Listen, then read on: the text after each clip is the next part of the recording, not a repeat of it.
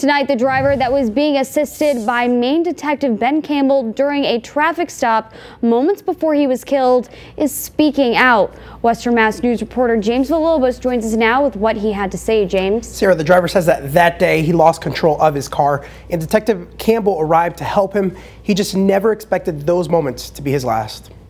This was a scene on I-95 South on Wednesday after Maine State Trooper Ben Campbell was killed in a freak accident.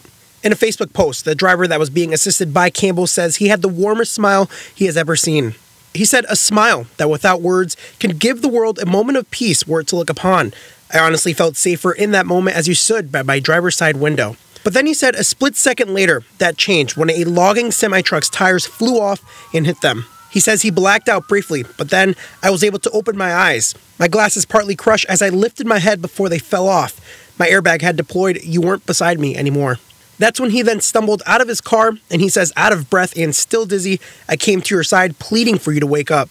He then pleaded to get help from anyone that was driving by. But then he says, I looked into your eyes, you looked back, and then you were gone. The driver of the truck remained on scene. It was a freak accident that ultimately took Campbell's life, with the man he was assisting saying, you traded your life for mine in the line of duty. I vow for as long as I live, I will never forget your smile.